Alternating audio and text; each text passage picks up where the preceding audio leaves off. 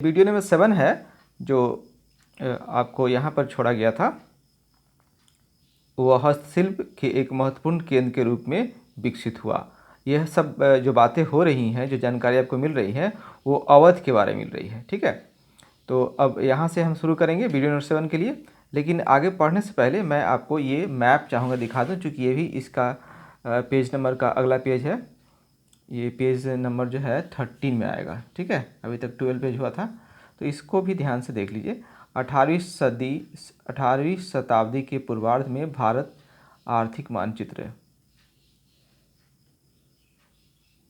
से प्रश्न जो है वो बनते हैं, और जब मेंस के क्वेश्चन लिखते हैं अथवा पीटी में कभी कभी अगर कॉम्प्लिकेटेड क्वेश्चन आता है, तो ये जो है मैं आपको बहुत लाभ करेगा सोचने में, समझने में, निर्णय लेने में।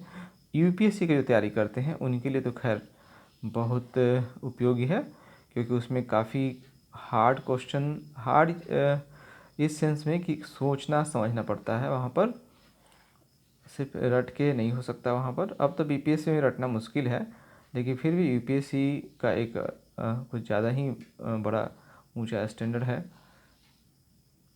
तो इस मैप को आप देखिए, ये रिकॉर्डिंग उनके लिए हो रही है जिनके पास बुक नहीं है, या फिर उनके लिए भी हो रही है जो सुन सुन कर याद करना चाहते हैं। और माइंड पावर की बात माने तो इतिहास को बार बार सुनेंगे तभी याद होगा। ठीक है, इसलिए ये रिकॉर्डिंग बहुत ही अच्छी है। रिकॉर्डिंग का इम्पोर्टेंस बहुत ही ज़्यादा है। ये तब पता चलेगा जब आप नए होंगे तो दिक्कत होगी आपको लगता है विश्वास करने में दिक्कत होगी। बट आप बार बार एग्ज़ाम देंगे और लगेगा कि हम इतिहास एग्ज़ाम हॉल में भूल जाते हैं, तब लगेगा सर तो सही कह रहे थे।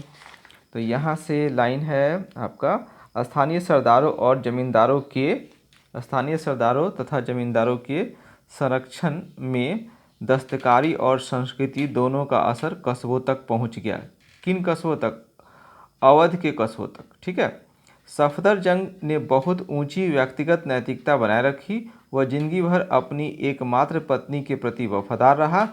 असल में हैदराबाद, बंगाल और अवध के तीनों स्वायत्त राजवाड़ों के संस्थापक क्रमशः निजाम उल मुल्क, जो हैदराबाद का था, मुर्शीद कुली खां बंगाल का, और अली वर्दी खां ऊंची व्यक्तिगत नैतिकता वाले लोग थे। उनमें से लगभग सबों ने संयमपूर्वक और सादा जीवन बिताया।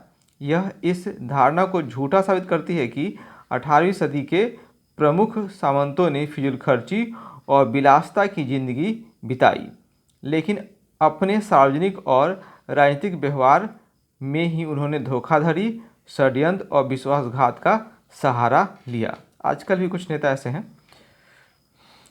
मैसूर, दक्षिण भारत में हैदराबाद के पास हैदर अली के अधीन जिस सबसे महत्वपूर्ण सत्ता का उदय हुआ वह था मैसूर। विजयनगर साम्राज्य के अंत होने के समय से ही मैसूर राज्य ने अपनी कमजोर स्वाधीनता को बनाए रखा, और नाम मात्र को ही यह मुगल साम्राज्य का अंग था। 18वीं सदी के शुरू में नंजराज सर्वाधिकारी और देवराज दुलबई नाम के दो मंत्रियों ने मैसूर की शक्ति को अपने हाथों में ले रखी थी। अगर कहीं आपको समझने में वर्ड में दिक्कत हो तो फ़ोन कर लीजिएगा, फ़ोन नंबर डिस्क्रिप्शन बॉक्स में दिया रहता है। मैं इसको फिर से पढ़ दूँ। 18वीं सदी के शुरू में नंजराज सर्वाधिकारी और देवराज दुलबई नाम के दो मंत्रियों ने मैसूर की शक्ति अपने हाथों में ले रखी थी। इस प्रकार वहाँ के राजा चिक्का कृष्णराज को उन्होंने कठपुतली में बदल दिया था। हैदर अली का जन्म 1721 में एक अत्यंत सामान्य परिवार में हुआ था। उसने अपना जीवन मैसूर की सेना में एकदम साधारण अधिकारी के रूप में शुरू किया था। वह शिक्षित तो नहीं था, लेकिन कुशाग्र बुद्धि और प्रतिभा का धनी था। अत्यंत परिश्रमी और लगनशील था, साहसी और दृढ़ निश्चयी था। वह एक प्रतिभाशाली सेनानायक तथा चालाक राजनीतिक भी था। मैसूर राज्य 20 साल तक युद्ध में उलझा रहा। इस दौरान हैदर अली को मौका मिला। उसे जो भी, यह है हैदर अली का पिक्चर दिया हुआ है,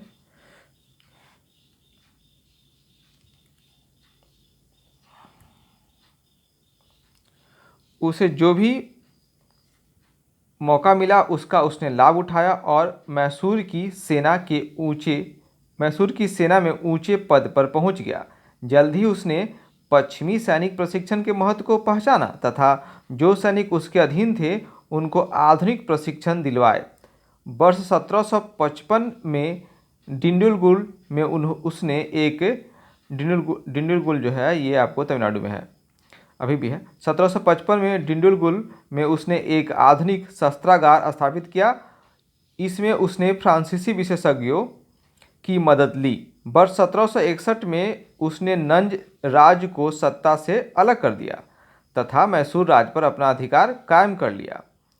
योद्धा सरदारों और जमींदारों के विद्रोहों को उसने नियंत्रित कर लिया तथा बिदनूर, सुंदा, सेदा, कन्नर और मालाबार के इलाकों को जीत लिया। कौन से इलाके? बिदनूर, सुंडा, सेदा, कन्नर और मालाबार के इलाकों को जीत लिया। मलबार को अपने अधीन करने का मुख्य कारण यह था कि वह भारतीय समुद्र तट तक अपनी पहुंच बनाए रखना चाहता था। पढ़ा लिखा न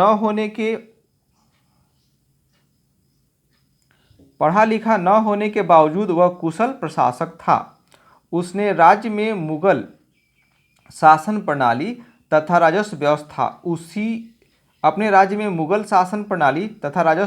उसी ने लागू की। मैसूर जब कमजोर तथा विभाजित राज्य था तब उसने उस पर कब्जा किया और शीघ्र ही उसके कारण इस राज्य की गिनती प्रमुख भारतीय शक्तियों में की जाने लगी। वह धार्मिक सहिष्णुता की नीति पर चला। उसका पहला दीवान और अन्य अनेक अधिकारी हिंदू थे। अपनी सत्ता के लगभग आरंभ से ही वह मराठा सरदारों, निजाम और अंग्रेजों के साथ लड़ाई में लगा रहा। उसने 1769 में अंग्रेजी फौजों को बार बार हराया और मद्रास के पास तक पहुंच गया। वह द्वितीय आंग्ल मैसूर युद्ध के दौरान 1782 में मर गया। उसके स्थान पर उसका बेटा टीपू गद्दी पर बैठा। ये टीपू जी का है, आप पिक्चर देख सकते हैं। अंग्रेजों के हाथों 1799 में मारे जाने तक टीपू सुल्तान ने मैसूर पर शासन किया। वह जटिल चरित्र वाला और नए विचारों को ढूंढ निकालने वाला व्यक्ति था। समय के साथ अपने को बदलने की उसकी इच्छा के प्रतीक थे एक नए कैलेंडर को लागू करना, सिक्का ढलाई की नई प्रणाली काम में लाना तथा माप तौल के नए पैमाने को अपनाना। मतलब ये साबित कर रहा है कि समय के साथ अपने आप को ढालता था। ये सब जो इनोवेशन उसने किया।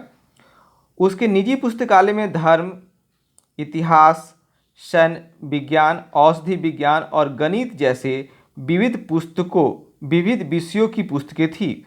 उसने फ्रांसीसी क्रांति में गहरी दिलचस्पी दिखाई।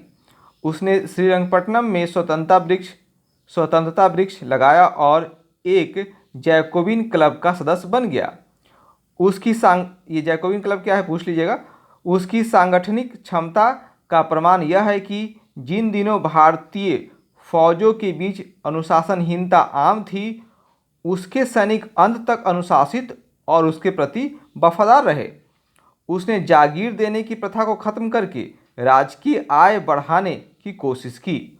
उसने पोलीगारों की पैतृक संपत्ति को कम करने और राज तथा किसानों के बीच के मध्यस्थों को समाप्त करने की भी कोशिश की, मगर उसका भू स्वराज्य उतना ही ऊंचा था जितना समसामयिक शासकों का।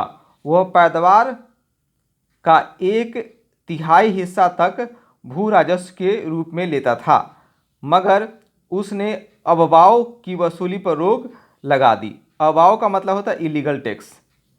शेष CESS होता है, मतलब अवैध उपकर। ठीक है, वहाँ पॉलीगर भी था, पूछ लीजिएगा वो सब फ़ोन करके। वह भू राजस्व में छूट देने में उदार था। ठीक है, मतलब अबवाओं की वसूली पर रोक लगा दिया और भू राजस्व में छूट देने में के प्रति उदार था। उसकी पैदल सेना यूरोप की शैली में बंदूकों और संगीनों से लैस थी, लेकिन इन हथियारों को मैसूर में ही बनाया गया था। वर्ष 1796 के बाद उसने एक आधुनिक नौसेना खड़ी करने की भी कोशिश की थी। इसके बावजूद उसने 2 नौका घाट बनवाए थे तथा जहाज़ों के नमूने उसने स्वयं तैयार कराए थे। अपने व्यक्तिगत जीवन में वह एकदम सादा था। उसे किसी प्रकार का व्यसन नहीं था। विलासिता से वह कोसों दूर था। वह एक दुस्साहसी योद्धा और अत्यंत